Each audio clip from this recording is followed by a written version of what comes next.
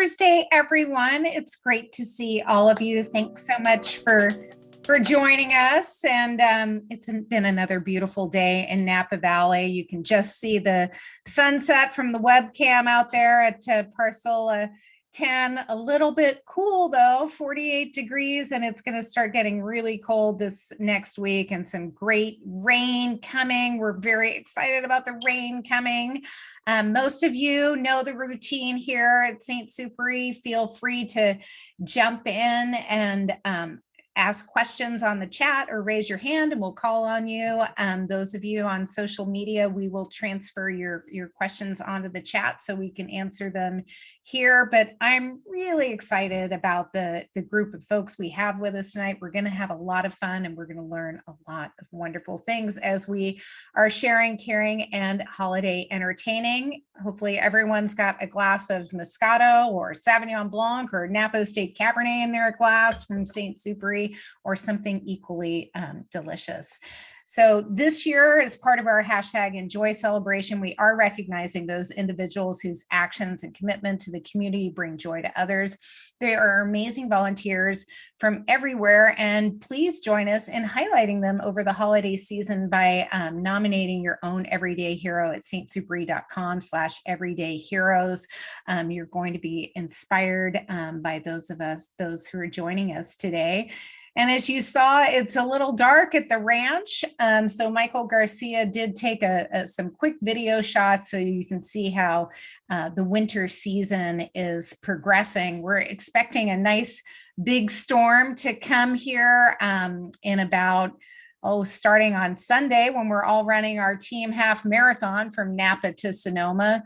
But you can see this is the first of our lakes to be full from the season. That first big rain we got was more rain than we got the entire year last year. So we're looking for another big storm with several inches of rain coming this week.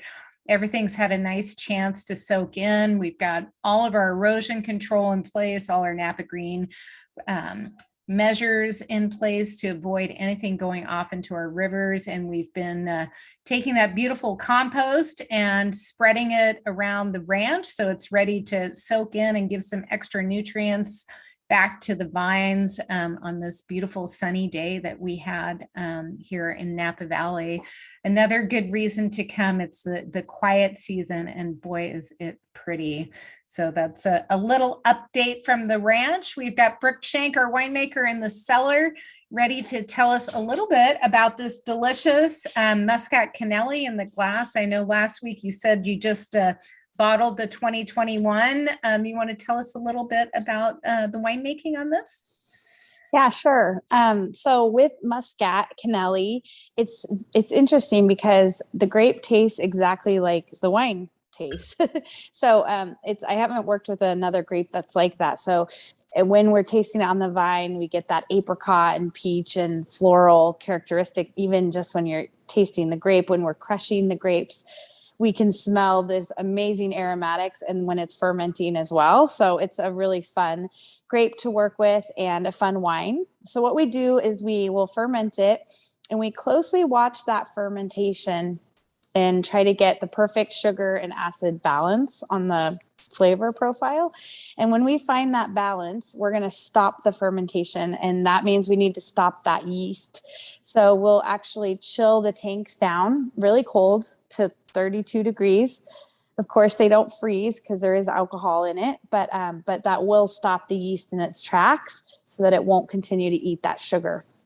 And of course, there is a relationship between the amount of sugar in the wine and the amount of alcohol in the wine. So the higher alcohol you get, the lower in sugar it is. So this Muscat is landing at 11% alcohol. And you can find some Moscatos out there that are, 6 or 7% alcohols. Those are going to have higher sugar and be a lot sweeter. So this isn't really meant to be like a super cloying, super sweet, viscous wine. It's more like a table wine, but it does have some sweetness with a balance of the beautiful acidity in it.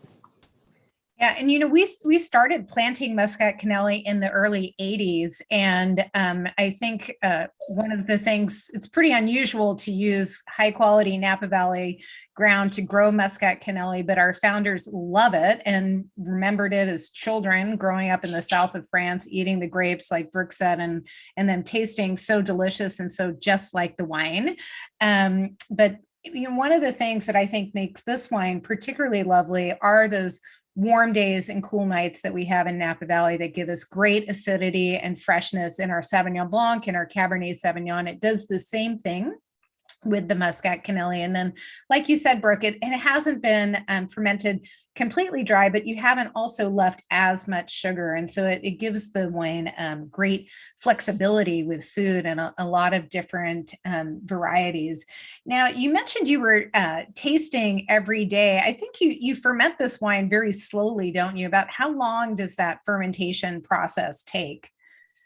So if we fermented it all the way to dryness, it would take about 30 days for, say, a Sauvignon Blanc. With Moscato, it takes about 30 days to get to the sugar level we want because we're actually fermenting even cooler than Sauvignon Blanc. I mean, we're really trying to capture the perfect time, that perfect balance of acid and sugar. So we need that ferment to be going really, really slow. So it does take us about 30 days to get to that balance, maybe a little plus or minus a few days. And when we get there and chill it down, then it's just trying to keep that yeast from not continuing to eat the sugar, which is why I love to get it in the bottle. And I'm very excited that the 2021 was bottled this last week because now I don't have to worry about it. So tell us a little bit of the differences between the two vintages, the 19 and the 2021. What are you seeing from a flavor profile? Yeah, I mean, 19, we had a lot of rain. So we had 41 inches of rain in 19. And in 2021, we had 6 inches of rain. So that was a huge difference just in weather alone. It was a warmer vintage in 2021. We had an extremely light crop in 2021 compared to the 19. And really the flavor profile, it is different. You still get this real bouquet of aromas on the 2021. But if I'm comparing them, I think that the 19 is more straight apricot jam. And with the 2021, I get more mandarin orange. So there is some differences just because of the weather. And yeah, it'll be exciting when that gets released. Yeah, I know there's not a lot of it. I think it's just going to the club this year. So I'm looking forward to tasting it once it's had a little rest in the bottle, and tasting it again with you. It'll be wonderful. So also tonight we're tasting our Napa Valley Estate Cabernet Sauvignon. Do you want to talk about that briefly? Yeah, definitely. So with this wine, the red grapes come from both of our properties. About 84% of it is coming from Dollarhide and the balance coming from Rutherford. So we have the elevation, the red fruit coming from that high elevation, and then also the benchland fruit as well. There's 87% Cabernet Sauvignon in this wine, and then we can sprinkle in some of the Petit Verdot and the Cabernet Franc and Merlot and Malbec to create kind of the layers and the complexity and the flavors that we're looking for. And what we're looking for in this wine is we want it to be juicy and plump. So blackberry, black plum, and we want there to be structure. Of course, it's a Cabernet Sauvignon, but we want it to be kind of an elegant profile. And so that's kind of what we're shooting for when we blend this wine. Well, it certainly is delicious. It's got a lot of that black fruit, as you said, but it's a very elegant wine. It's not cloying. It's definitely dry and quite delicious on the palate. Maybe Manny, our estate sommelier and resident pairing expert, along with Chef Todd, could give us a couple other pairing suggestions for the holiday season for these two wines. What do you think, Manny? Sure.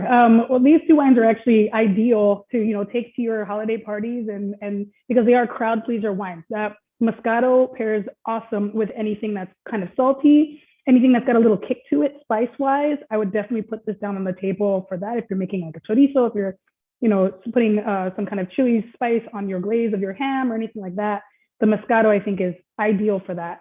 The Estate Cabernet Sauvignon is one of my favorite wines to bring to parties because it is a crowd pleaser.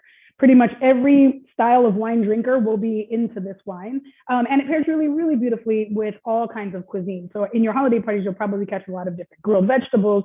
There's going to be, ham and pork and beef and chicken and everything. And I think that anything you can kind of pair with a fruit sauce, I think would go really lovely with this wine. Maybe not something overly spicy, but that's why we have the Moscato to kind of balance it out. But the fine tannin on it, that really elegant tannin, just makes it so that you can really pair it with everything and for every person. Manny.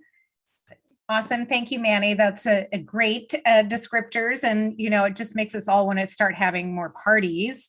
And so thanks for sharing the wine and the tips. We'll all be thinking about those as we go. And now, let's jump over to talking about sharing and caring for our neighbors. We've got 3 of our everyday heroes with us today, nominated by their organizations for their volunteer work.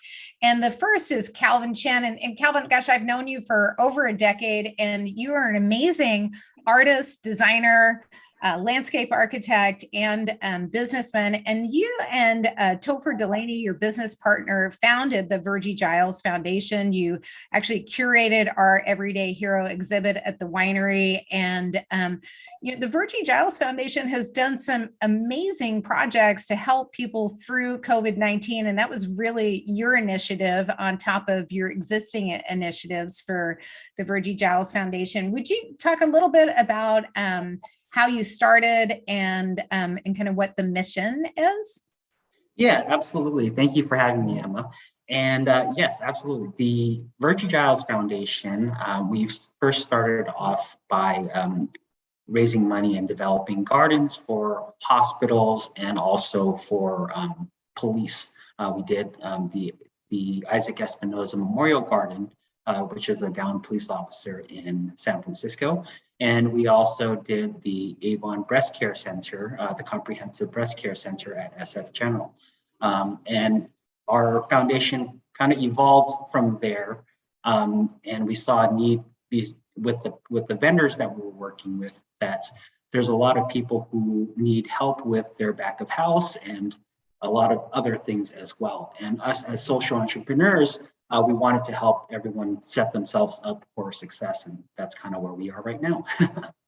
Well, I know you work with a lot of different artists and really help them in starting out. I met an artist at a show, and I mentioned that you all had sent me to the show to meet the artist, and the artist said, "Oh, they helped me get my loom so I could start this business." And it was really kind of fun.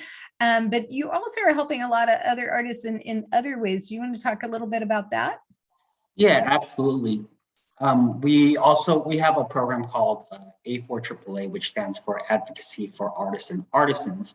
And what that entails, part of that program is, one, we do help a lot of artists and artisans obtain equipment that they need to succeed. And the other is also helping them with their back of house. A lot of artists and artisans, they're really, really good at their trade, but the back of house sometimes gets a little behind just because they're so focused on their everyday work. So we are able to come in and help them with paperwork, with taxes, helping them get the advice and information that they need. Well, you certainly did that for a lot of local businesses during COVID, helping people get PPP loans. And it was really amazing. I know you kept a lot of people in business, and that help was super valuable. Do you want to talk a little bit about like some of your most meaningful interactions with the different programs that you and Topher have developed? Yeah, I think the COVID-19 program where we helped with PPPs, I think that was very, very meaningful. I went through the whole process myself, and I found it, a little bit challenging. But once I understood it, it was easier for me to understand. But just talking to other vendors that we work with and other small businesses, a lot of these people didn't even know that these programs were available to them. So being able to actually sit down with them and guide them through the whole process and actually successfully obtain their PPP loans, that was extremely, extremely meaningful. Yeah, I think it's just wonderful. Are there other ways that folks can get involved with the Virgie Giles Foundation? I know you're doing a lot of different projects and have a lot of cool things that you make and sell. Yeah, absolutely. So we are having a pop-up here at our San Francisco location, located at 600 Illinois Street. It's going to be a pop-up called Floral, and it's going to have, like the name says it, everything related to floral art and just floral related items. And then the other way to get involved is donations through our website. Well, I love the shirts that you've created too on your website that are for sale. Those are fun gifts as well. But and then your gardens there that you've developed in Vallejo are pretty fantastic. Yeah, absolutely. So we have the Virgie Giles Victory Garden, which is located in Vallejo, and we grow vegetables and flowers, and all of this is harvested and donated to people in our community, restaurants in our community, and also the people who work in our as public servants. And so we have the opportunity to actually give them flowers for their office and provide fruit and vegetables. That's always a very, very nice and rewarding thing to see. Well, and you're really helping that whole area where you are and bringing a lot of creativity to that nook in Vallejo. So thank you so much for all you're doing for the Bay Area community. We really appreciate it. And all you've done for St. Supéry with our fantastic Everyday Hero exhibit that you and Topher curated. It was very generous of you to work with us on that project. So we're excited to have anyone who hasn't seen it yet, please do come and visit. It will be up through the first part of next year, and we look forward to having you. Next, I'm very excited to have Chuck McMinn, who I've known for a very long time. Chuck's a startup junkie. He and his wife, Ann, own the wonderful Vineyard 29 in St. Helena, and hopefully you've had an opportunity to try their wines. And Chuck founded the Napa Valley Vine Trail Coalition in 2008 to develop this beautiful 47-mile walking and cycling path through Napa Valley. It's going to run all the way from the Ferry Building in Vallejo to Calistoga. If you haven't had an opportunity to get out on it, please do. It's wonderful. Lots of sections are completed already, and it's a great way to explore the Napa Valley and get out and be physical. So Chuck, thank you so much for all you do for our community, whether it's with education or the Vine Trail or the Vintners and the many organizations that you support. Do tell us, Chuck, about the Vine Trail, because it's quite fantastic, and you've been working on it for a long time, and it's come a long way. No, thank you very much, Emma. No, it's a labor of love. I get so much more back from doing it than the time it takes. It's great to see people out and using the trail. And we've got about 20 miles of it done of the 47. And we have two big projects that are happening next year, one to connect St. Helena to Calistoga and one to connect the American Canyon down to the ferry terminal. And that'll add another 15 miles. So we'll be almost 70% done next year. And it's just been a fantastic and a pleasure, a fantastic experience, a pleasure to do. Everybody wants it. Everybody's using it. In fact, in 2020 during COVID, we saw a 46% increase in the usage from 350,000 uses to over 500,000 uses. Well, I am out there every week doing my part. I am on the Vine Trail all the time, whether I'm running or walking the dog. It's just such a great asset to our community. And it feels like, you know, it took take a long time to kind of get it going. And now it's like really clicking into place very quickly. I mean, there's a lot of different components to getting it done. I know you're working with a huge number of organizations and funding. Do you want to talk about the complexity? Yeah, sure. You know, it did take, there is a long runway to get these projects off the road. It's a $70 million project, and about 3/4 of it is being funded by grants. but the other 25% is philanthropy, and donations from the local community. So the philanthropic part actually comes first. We use that to grease the skids so that when we go and apply for a grant, we can say our environmental is done and our designs are done and our rights of way and private landowners are on board. And so that took a little while, and we've had that now going on since 2008. And the fruit of that is that we have these two big projects happening next year. That'll take us another, 30% of the way there. Well, I think the vine trails, being in the wine business, you were kind of ready for the vine trail, right? Because it takes us so long to get the permits, clear the land, build the winery, make the wine. It's about the same life cycle there. Right. To get a bottle of wine is to get the vine trail. Right. But it's great because everybody loves it. Just like everybody loves the wine from Napa Valley, everybody loves the fact that they can get out and see where wine is really made. As you and I know, it's in the vineyard is where the vast majority of the magic happens. That's for sure. Well, do you want to share some of your most memorable moments about the vine trail and getting it going? Sure, so happy to. So the first was just as I just said, what happened last year during COVID. I mean, it was so gratifying to see that the vine trail was being used as a way for people to escape the confines of their own pod and get out in a safe way and get some exercise and some vitamin D and just enjoy themselves. And one of my favorites, so on the grand scale, it's 500,000. On the small scale, one of my favorite stories is that the engineer that's been working on this program since 2008 taught his son how to ride a bike when he was 5 on the vine trail, and now he's in high school and a BMX competitor all across Northern California. So it's been great, and it's also great to see the variety of people out there.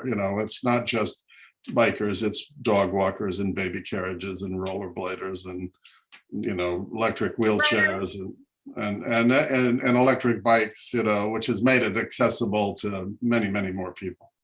Yeah, it's really just a wonderful treasure for us here in Napa Valley. It's been really great. Any ways that people can help get involved in the Vine Trail? If you come and visit here, I always say you should join the Land Trust of Napa County, but maybe you should be joining the Vine Trail too if you come here. Yeah, I think that's a great way. If join us for $47 a year, you get our newsletters. You can stay up to speed on what we're doing. For $147 a year, you also get discounts to a dozen or more different vendors that take a portion of their proceeds and donate it to the Vine Trail. And the other thing you can do is you can leave your mark on the Vine Trail. We have a program that lets you put an aluminum footprint with 2 lines of text around any one of our rest stops. And normally they're $1,000, but during December under the Give Guide, they're $500. So you can leave a message about a loved one, about a special event, about just a saying in support of the trail, and we would love to see you do it. And then one final thing that is maybe kind of special for your wine lovers is that we have a Vintner Collection, a collection of 10 different wines made by 10 different wineries. And you can get a bottle of each, and each one is in a custom designed bottle that when all 10 bottles are set side by side, they make a map of the Vine Trail. So you enjoy great wine, and then when the bottles are empty, you have a great display in your wine cellar of the Vine Trail. That's beautiful. And I love the footprints. They're just a perfect way to celebrate an anniversary or someone special in your life, or a birthday, or just support the Vine Trail with something fun. And now you can get 2 feet for the price of one. What more? Exactly. Right. Exactly. I love that. Well, Chuck, thank you so much for all of your work on our behalf. I definitely enjoy the Vine Trail and various sections of it. And the St. Supéry team enjoyed doing the coastal cleanup along the Vine Trail. Yes, thank you for that. It was a lot of fun for us as one of our outings too. Mm-hmm. So thank you. And, also today, I'm very excited to have Carol Poole. Carol's portrait is gracing our stairwell at the winery, along with the beautiful red-tailed hawk, Maddie. I mean, what an amazing, beautiful photograph of the two of you, just spectacular out there in the vineyard. Keith Blodgett took that photo. It's just, oh, I love it. I really enjoy seeing it every day and hearing more about the work that you do, Carol. Carol's with the Napa Wildlife Rescue and is a volunteer there and vice president as well, and ambassador with her red-tailed hawk. So Carol, please tell us a little bit about Napa Wildlife Rescue and how you got involved. We got you muted there, I think, still. I'm sorry. No problem. There we go. We've got you back. Yeah. Napa Wildlife Rescue is the only organization in Napa County that is permitted to rescue, rehabilitate, and release wildlife. So we take in about 1,600 animals a year. We're 95% volunteers. I got involved. I retired and was, wanted to, still had a lot of energy, wanted to do something for the community. And I saw this little flyer that said, "Help feed baby birds." And that just sucked me in. That was 10 years ago. So I get a lot of satisfaction from this organization. Well, I know you do a lot of good. I was mentioned to you earlier that I remember when I first moved to Napa Valley, my husband doing some work on a golden eagle, and just getting to see it re-released was really just a spectacular moment. And to be involved in seeing that and the rescue work. I know you get a lot of help from local veterinarians supporting you and working with the animals. We do. We have a network of veterinarians that help us, with special cases, and we have a small staff that's really well trained in the more day-to-day care and medical needs of animals. Well, it is really wonderful. Well, tell us a little bit more about Maddie the hawk, who has not been able to be released back into the wild. Yeah, Maddie is our ambassador red-tailed hawk. She came in as a baby, and we discovered she had eye issues. So she was placed with a falconer who tried to train her to hunt, hoping she could be released, but her visibility just isn't good enough to do that. So she lives with me. We go out to schools and other events when,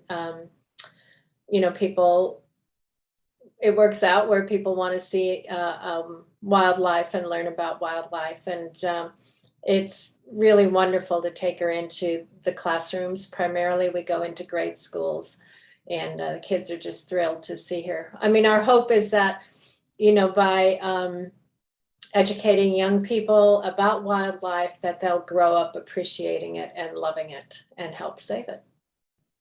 Well, you all have been doing a tremendous amount of work, and this year I think you've hit sort of record numbers of wildlife. Do you want to talk about the different animals you've been seeing this year? Yeah, we've taken in 1,600 more. We've topped 1,600 animals this week. We take in small mammals. We're not permitted to take in adult deer. We can take in fawns or bears or mountain lions for obvious reasons. They're all too dangerous. And we take in a lot of songbirds and raptors.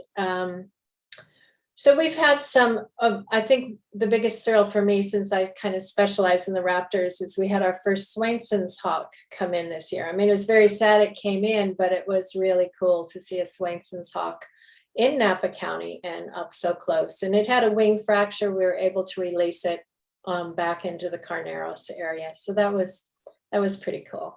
That's wonderful. You know, we do the annual Audubon Society bird count for our area at Dollarhide Ranch every New Year's, and we do get quite a variety. And a couple of years ago, we had a sandhill crane who must be very lost to be with us in the Napa Valley, but it is always wonderful to see the owls, and we had some burrowing owls last year, and a lot of different wildlife. Winter is definitely a great time to see wildlife in Napa Valley. I've seen quite a few coyotes and hawks and birds throughout the Carneros when I've been out running the last couple months. They're really starting to move in. Yeah, yeah. And I noticed you showed the picture of your barn owl box, and that's another thing that our organization does is puts barn owl boxes in people's yards where it's appropriate and in a lot of vineyards. And we'll do the maintenance on that too, because we think that natural rodent control is, of course, the best way to go. The best way to go. We've also put up a lot of perches around the property at in Rutherford and at Dollarhide, which help as well for the hawks to have great places to land and look to take out a few more of those rodents. Which we prefer them to be fodder for the hawks than to eat the grapevine roots. So we certainly appreciate that. But we also put in a lot of bluebird boxes at the winery. Yes. And we've seen a great reduction in leafhoppers and other pests. The bluebirds are voracious, and they're just beautiful to look at. They're just gorgeous. And I think all the bluebird boxes people are putting in have really helped the species kind of reestablish itself in Napa County. There seems to be a lot more bluebirds now than there used to be. I see I have some nesting right outside my office window, along with my little 3 o'clock frog that starts croaking. So I don't know how well he's doing too. Ways that people can get involved in Napa or in their own community, suggestions? Yeah, so like you alluded to, almost every community, especially in California, has a wildlife rescue center, and most of them run completely on donations and volunteer help. So we certainly do, about 95% volunteers, especially needed between the months of April and September when it's the baby season and most of our patients come in. But we couldn't do any of this work without donations. So we need, donations for medicine, for food, for the animals, for the special vet care that we occasionally need, and to keep our animal enclosures safe and new. Well, thank you, Carol, for all you do, and Chuck and Calvin. You're making our world a better place, and we really all appreciate it. And you're an inspiration to all of us to get out and do a little bit more ourselves. So we thank you for that, and we hope you enjoy a little holiday sip and some holiday entertaining. I'd love to pop back to Manny Gonzales, our fantastic VIP trade and communications manager. And Manny, you are our mixologist at St. Supéry, and with your certified sommelier and WSET level 2 and 3 certified. And I know you've got some exciting plans for us this evening to kick off our holiday entertaining. I do. I have 2 really great cocktails that are great for holiday parties, or if you're just cooking at home. But in either case, both are great appetizers. The first one I'm going to show you, I like to call it a long winter's nap. It utilizes our Spirit of St. Supéry brandy. We're going to put 2 ounces of that right into the glass. This is not a light cocktail. That's why it's called a long winter's nap. Maybe one too many. You'll have to take one. I'm going to put about 1 ounce of persimmon puree. Went into our estate garden and all of my neighbors and kind of checked out what they had growing. And persimmon is definitely one of those that we know somebody who's got it, and it's super seasonal and very delicious and easy enough to make into your puree for your cocktails. We're going to add an ounce of mandarin juice, or sorry, a half an ounce of mandarin juice. And I'm using Satsuma mandarins again from the estate. Beautiful So we're going to put color. I know it's really beautiful. And you can see the actual, it's very close to the actual color of the fruit, which is kind of cool. And then we're going to put a very small amount of ginger syrup. I like the little spice and the toast of ginger. Goes great with persimmon, goes great with brandy, goes great with just about anything. And then I'm going to put a little bit of thyme in there as well. You can use any herb that you have from your garden. We have all kinds of sage and thyme, rosemary. There's some pineapple sage floating around that I would think is very interesting for a cocktail like this. Ooh. And then we are going to add ice and shake. And the really beautiful thing about this cocktail is that it can be served a number of ways. We can serve it up, which is what I'm going to do here for you guys. You can serve it on the rocks in a tall glass, or you can serve it in an old-fashioned glass like this guy with just one large cube. Maybe do something fun with the cube, freeze some persimmon in there, or actually freeze some of your persimmon puree and use that as the cube as well. Or you can batch this as a punch for your party. So you can use that whole bottle of brandy, use that as being 2 parts, and you'll just need 1 part persimmon and et cetera, et cetera. We'll have all the recipes on the website. So we have our cocktail glass. We have shaken everything really nicely. So I'm going to pour on the shake.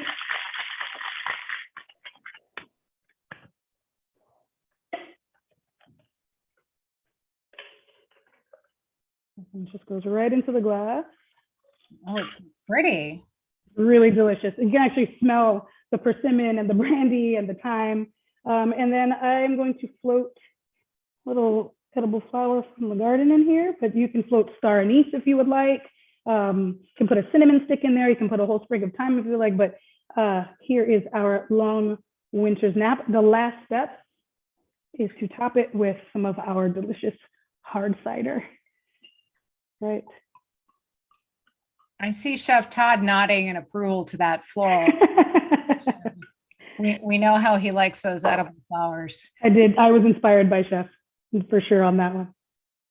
Well, that is just gorgeous, Manny. And, I should mention that our brandy is a little bit different. It doesn't have any barrel aging. It is all made from our Muscat Canelli wine that's double distilled in small copper stills and then cut back with Muscat Canelli, our finished Muscat Canelli, instead of being cut back with water. So it's got quite a kick. If you're here in California, you can order it directly from the winery or check out the saintsupéry.com spirit website subpage to find some of the local vendors who can ship to you.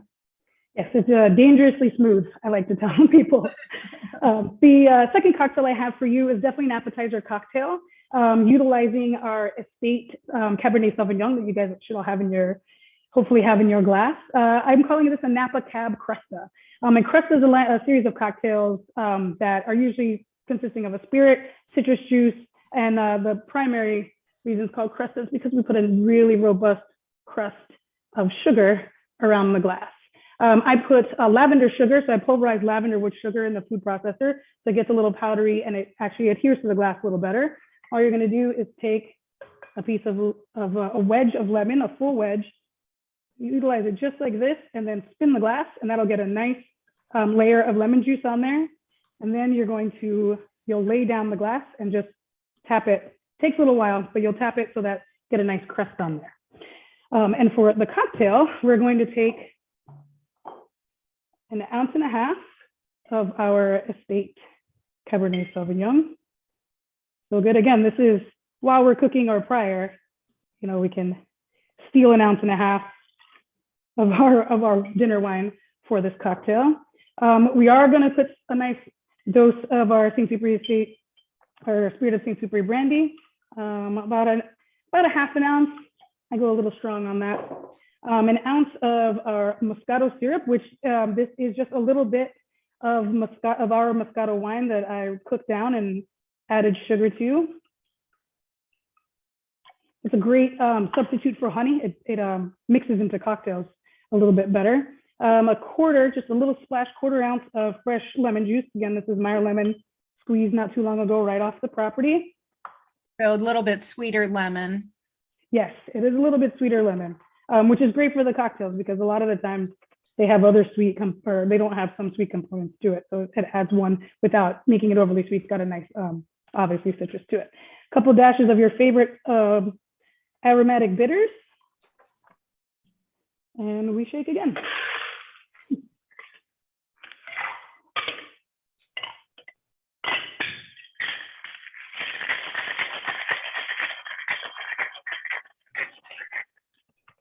Just a quick, vigorous shake. I'm gonna grab our glass. Inside the glass, you're gonna wanna put the rind of a lemon. In advance, I went ahead and peeled the rind off one lemon and cut it in half. You're gonna wanna slip that right in the glass. Add some ice to your glass, gently into your wine glass.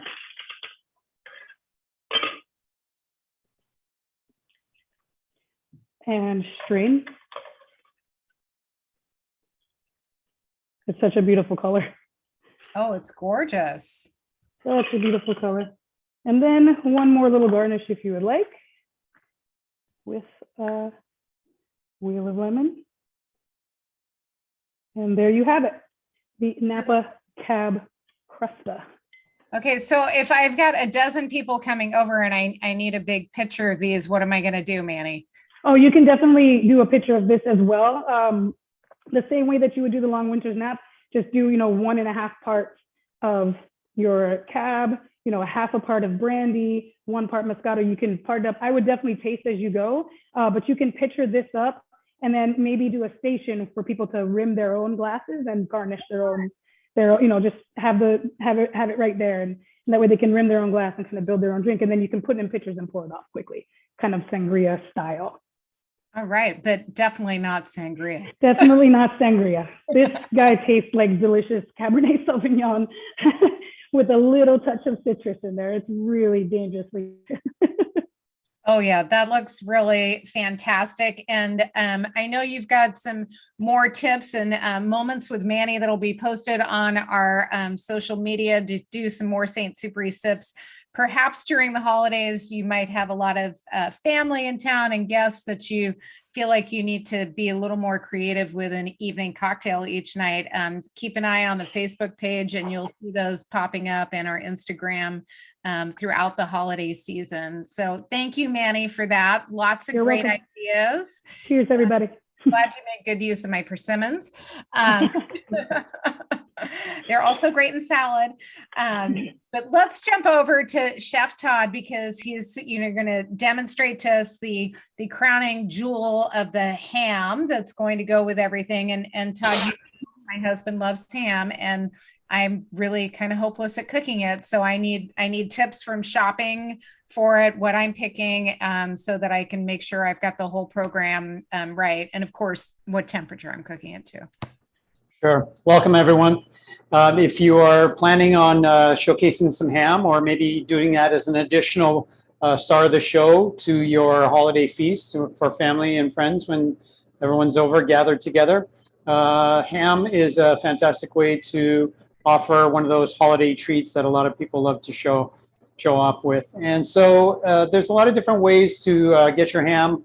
Number one, you can look at your local grocery stores. You can go to your local butcher shops. If you have one that you have a good relationship with, you can talk to them about maybe a local product, maybe something that's heritage breed or something they're trying to have a real specialized pork supplier. You could also find a really nice pork that has the bone still in if you wanted to do one like that. The traditional thought is that anytime you're roasting a piece of meat, whether it is ham or a prime rib or anything that's done on the bone, even fish, if it's cooked on the bone, the idea is that it keeps more of its natural moisture, but it also imparts more of the flavor. So it's one way to do a nice presentation like that as well. It will be a little more challenging to carve to get around the bone as you're carving the ham after it's all done, but you might find ham processed in a lot of different ways. Now, the first place, the ham itself is pork that comes from the hind quarter, the back leg. And so you'll find it cured, brined. A lot of times it's a liquid brine. They will go through a whole process where they are also smoked. In most cases, you're going to find it smoked. It's originally from a whole preservation method. That's why they were salted initially, to cure it so that it stays and holds and it lasts a lot longer. The type of hams that you're going to find for the holidays are going to be ones that are pretty much cooked through. The whole process, the cooking, the smoking of them means that they're going to be cooked through. And if you have any doubt, ask your butcher or read the label on there. It should say that it's fully cooked. In other words, you would be able to slice off a piece and eat it as cold ham if you were to maybe put it onto a sandwich or something like that. Now, not to confuse it though, the type of ham that you're looking for, a holiday ham, you don't want to necessarily have a ham that might be like a deli type of a ham where all the ham is all chopped or pieces that are all pressed together. That's not going to be the same kind of texture that you're looking for there. So you don't want necessarily a ham that's more meant for deli sandwiches and things like that. You can take your leftovers of this ham that you have and make some incredible sandwiches out of it, obviously. But what you're looking for is more like a nice ham in that way. You could also even buy a fresh ham. Some places will do a fresh ham where it hasn't gone through all the curing, this long smoking and everything. They might necessarily season it all up for you. It's basically going to taste a lot more like the natural pork that it comes from. But if you're looking for your more of a traditional convenient one, this is a great recipe to use. In fact, the recipe itself, I counted the ingredients, it's 7 items. So very simple. You're allowing the nice fact that somebody has already done all the hard work of making the ham for you. And then you come up with a really nice glaze to put over the top towards the finishing of the cooking process, that roasting process. And it's just going to add even more flavor to it. Since we're talking about our Moscato, I wanted to use some of the Moscato in there in the actual glaze. If you have the recipe that was included, you'll find some of our own Dollarhide peach preserves. So looking at some of our own peach preserves that we have, Dollarhide fruit always gives us some fantastic product. And with such a surplus, we always end up putting some into some wonderful preserves. So not only fantastic for your morning breakfast, for your cheese plates, but also in savory preparations in this case. So we always find that because of the nature of ham being smoky and salty and pork product, that it goes really well with sweet things. So sweet and tangy really offset a little bit and work well. In particular, our Moscato having just a little bit of that residual sugar, but still having this wonderful bright acid to the finish of it all. It's a great pairing to have with it. So if you think about other recipes for ham during the holidays, sometimes you'll see the traditional pineapple rings that are on there. So you've got sweet and acid on there. You got some tomatoes on there, or excuse me, some cherries on there as well. But you might also find things like brown sugar, as in the case of this recipe as well. You might find maple syrup glaze, maybe some cider or something like that. So they typically have some kind of sweet to go along with the salty cured goodies that you have from the pork there. Take a look at some of the ingredients that I have here for the actual glaze. So I'll show you a little close up. This is our Dollarhide peach preserve, and to the recipe I use a full jar of this. I have some Dijon mustard. I love that punch and that kind of kick of the mustard in there, and that savory flavor that goes so well with pork. So you can do that in there as well. You've got some brown sugar, anywhere from 3 to 4 tablespoons should be plenty, because there is a lot of natural sweetness from our peach preserves. I like to add a little bit of spice in here, not just fresh ground black pepper. You can do a good amount there, but also some powdered ginger. Just as Manny was using some ginger, that warming spice that you pick up around the holidays. More than likely, you're going to have some powdered ginger in your pantry from your Thanksgiving cooking, or maybe your gingerbread cookies that you're making. So this is a convenient thing to have. If you don't have fresh ginger root that you can grate into this glaze, you can definitely use a little bit of powdered ginger in there. So just a little bit goes a long way. Then, of course, we're going to use some of our Moscato wine in there. So I have some Moscato. That's going to thin out the jam a bit and give you a nice consistency. If you put all those ingredients into a bowl and just mix it all up, here's your glaze. And it's got basically the mustard, your Moscato wine in there. So you have the peach preserves. The Moscato also having so much of a wonderful stone fruit characteristic to it. It really goes all well together. So by using this glaze, and by the way, you can use this glaze for more than other other proteins besides just ham. If you had pork chops, you could smear that on there. If you want to put it over chicken, you could do that as well. Keep in mind that when we do this, in the case just as today's recipe, any future recipe that you want to try it on, you want to probably add this towards the end of the cooking process so it doesn't burn too much, right? Got the sugar content in there might caramelize a little bit too early on that. So once you've got your glaze all set and ready to go, the initial process will be taking your ham that you have. So whether it's bone in or boneless, depending on the size of it and the thickness of it, you want to go ahead and put that into your roasting pan, preheat your oven, maybe only to about 325 degrees. You want it at kind of a lower temperature. And I even recommend that you might want to foil and cover it and put it in the oven. Let it go for anywhere up to an hour to 2 hours, depending on how thick it is, because you want to hit the internal temperature there. Even though you can eat it cold, you want this to be a hot preparation. So you want to take it up to about 145 degrees just to be safe from a food safety standpoint. So how do you know when you're going to hit that proper temperature? Well, one thing is always to use our favorite tool, our kitchen gadget, which is a digital probe thermometer. So if I've set this to 145 degrees and I put this into the thickest part of the ham, even if there's the bone in there, it's a little more dense and it's going to take a little longer to cook. Go all the way into as close as you can to the thickest part towards the bone, because that's the last part that's going to cook and take the most amount of time. So you set your timer on this and at that 325 degrees covered with foil, generate the heat, get it hot all the way through. That's going to give you the proper degree of doneness on the temperature on the inside. So it's nice and hot, and you know that there's no issue with food safety or anything like that. So you can use that and it'll be a nice reminder for you. So after you're having one or two of Manny's cocktails along with your cooking, you're working on your side dishes. You are entertaining with your guests and your family. Maybe you're making your favorite potato gratin dish or your macaroni and cheese that goes so fantastic with this. I would love to do some braised greens or something like that. Maybe some collard greens or some Swiss chard would be fantastic to go along with it. So you work on all those other things while your ham is in the oven, right? You're just basically letting it come up to temperature. Now, once that's come up to temperature, you're going to take your glaze, and I'll show you. Obviously I have a Zoom oven, so I'm going to show you what I have coming out of the oven.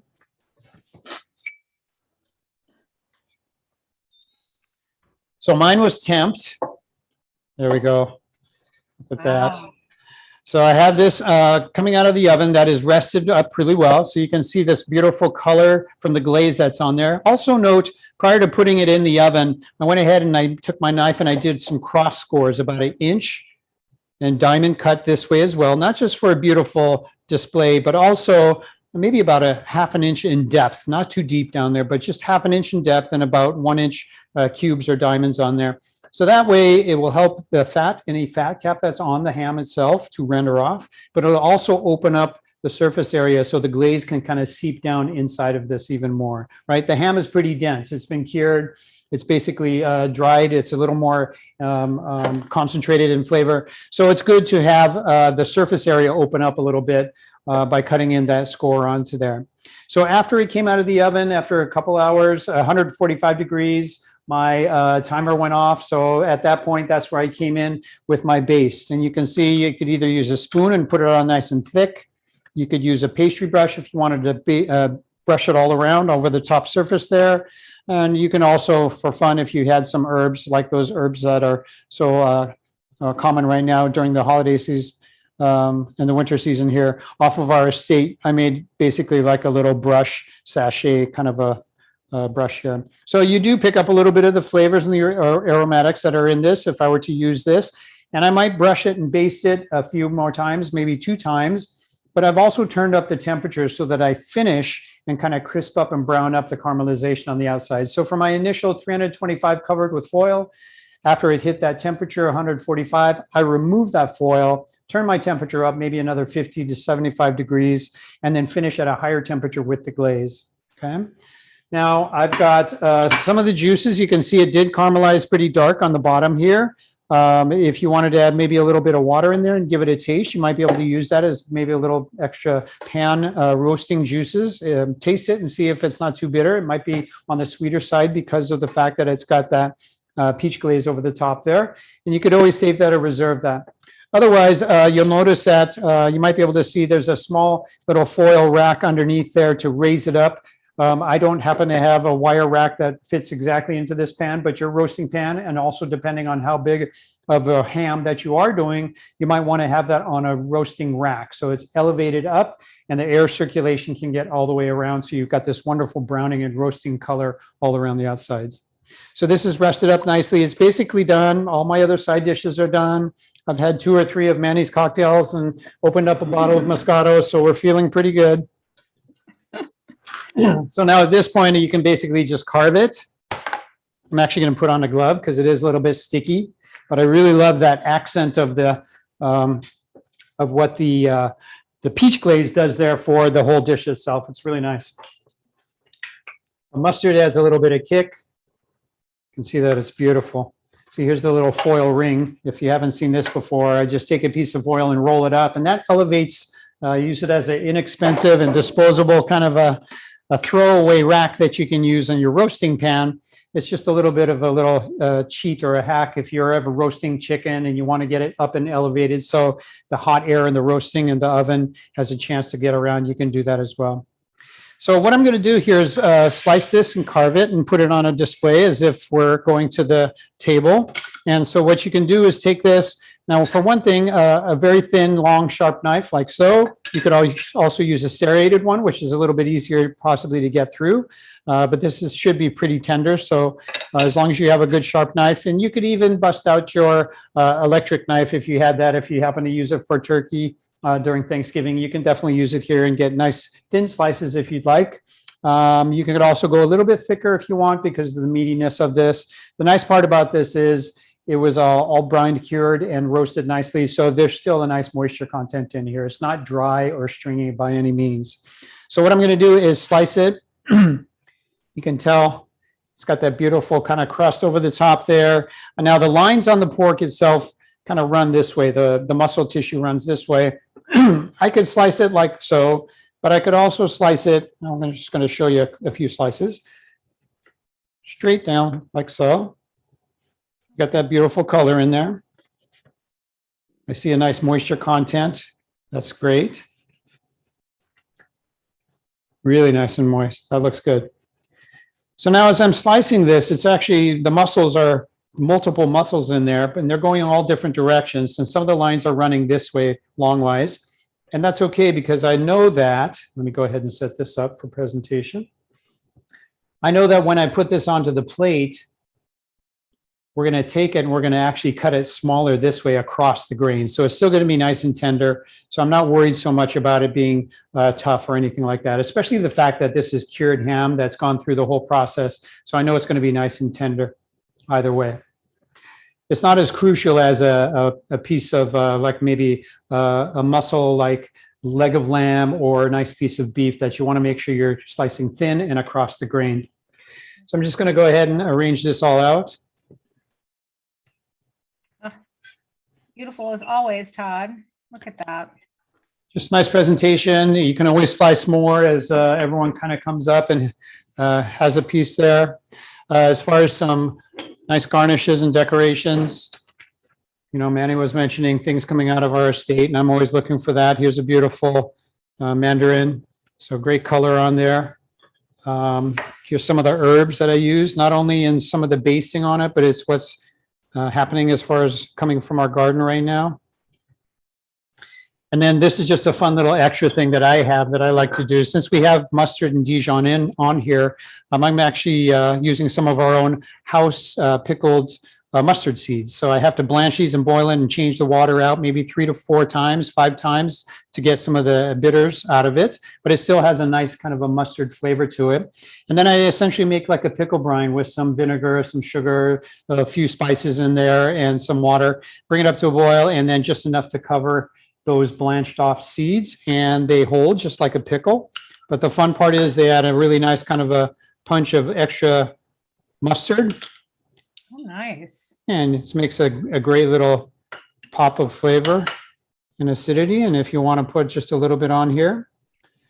So now really this doesn't need an extreme amount of sauce or anything like that. I wouldn't necessarily use the raw glaze and put it on to the plate. you would want it to be cooked and caramelized. So the big difference in flavor between this one before it hits the heat and that one afterwards. And like I said, if the pan juices that you had there taste good, you could always drizzle that over the top there as well. But otherwise, I would recommend giving this a try.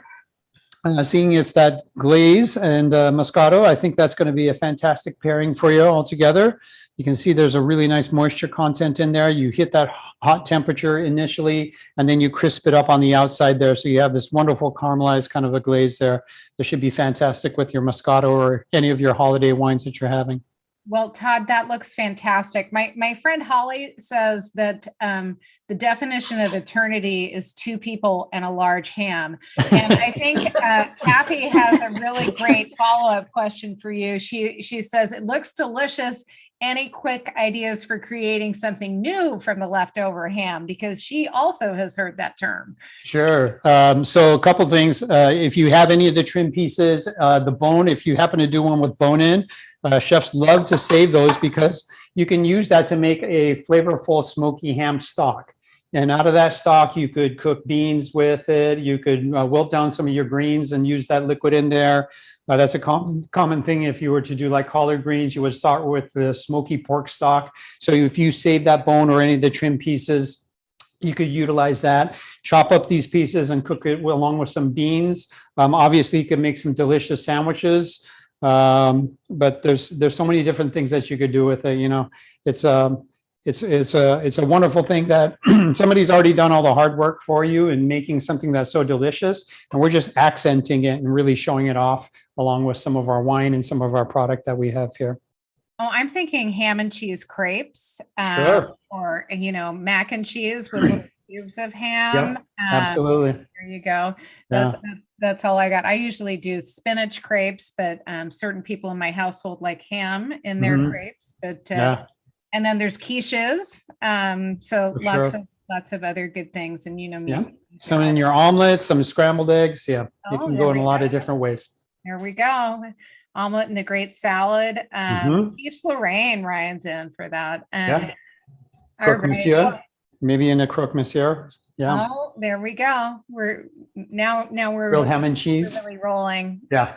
Well, Todd, thank you so much for bringing some great ideas to the holiday My pleasure. entertainment table and more wonderful tips for us. I'm going to give it a shot. And don't buy too big a ham if there's only two of you. That's my only other tip I've got. This is our last virtual tasting for the season. We really appreciate you all joining us, and we will be doing them quarterly next year with a few other delights on our social media channels. So keep an eye out for those. We've so appreciated you joining us again for the season, and we wish you a great and happy holiday season and a healthy new year.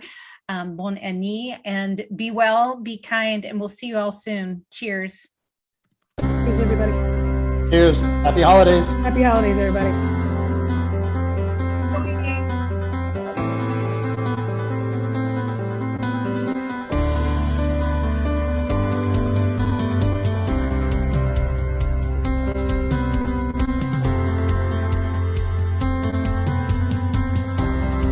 Put a ham.